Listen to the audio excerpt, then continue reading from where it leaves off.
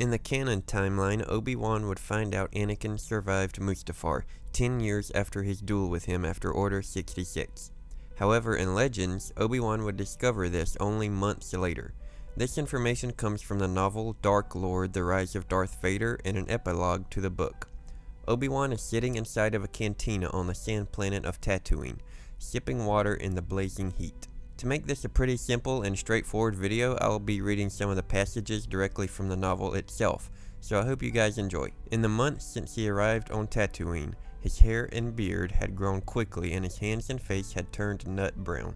In his soft boots and long robe, its cowl raised over his head, no one could have taken him for a former Jedi, let alone a master who had sat on the High Council. Many of the locals were just learning that the former Republic was now an empire, and most of them didn't care one way or another.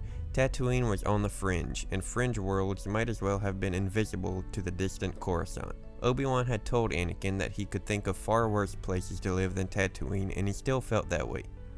Tatooine's double sunset skies were always a marvel to behold, and the isolation suited him. All the more because Anakin had been subverted by Palpatine and for a brief time had served this new emperor. Given everything that had happened since, the one image Obi-Wan knew he would never be able to erase from his memory was that of Anakin, Darth Vader, as Sidious had dubbed him, kneeling in allegiance to the Dark Lord after having gone on a murderous spree in the Jedi Temple. If there was a second image, it was of Anakin burning on the shore of one of Mustafar's lava flows, cursing him. Was he wrong to let Anakin die there? Could he have been redeemed as Padme had believed to the last? These were questions that plagued him and pained him more deeply than he ever would have thought possible. As Obi-Wan brought the water glass to his mouth and sipped, a HoloNet news report caught his ear, and he swung to the cantina's display, simultaneous with a torrent of static that interrupted the feed. What was he saying? Obi-Wan asked a human who was seated 2 tables away. Band of Jedi were killed on Kashyyyk, the man said. He continued to listen, growing colder and colder inside. The Empire had accused Kashyyyk of plotting rebellion. Thousands of Wookiees had died, hundreds of thousands more had been imprisoned. When Obi-Wan lifted his gaze, the intermittently garbled HoloNet was displaying an image of someone, outfitted in what almost seemed a costume of head-to-toe black. The burst of static that accompanied the reporter's mention of the figure's identity might have surged from Obi-Wan's brain. Still chilled by the earlier announcement about the Jedi, he was now paralyzed by sudden dread. What did she say? Who is that? Lord Vader, the man said. Obi-Wan shook his head. No, that's not possible. Obi-Wan stood up in a daze, knocking over his table. Vader, he muttered. Vader's alive. Those in the cantina even worked to attempt to calm Obi-Wan. One of the patrons even summoned the owner to pour Obi-Wan a drink. Heat stroke, Obi-Wan said, attempting to downplay the situation. As impossible as it seemed, Anakin had survived Mustafar and had resumed the Sith title of Darth Vader. How could Obi-Wan have been so foolish as to bring Luke here of all worlds? Anakin's home world. Could he face Anakin again? Could he kill him this time? Should he take Luke away and hide him on an even more remote world in the Outer Rim? His fear began to mount. Until a voice he hadn't heard in a very long time spoke to him.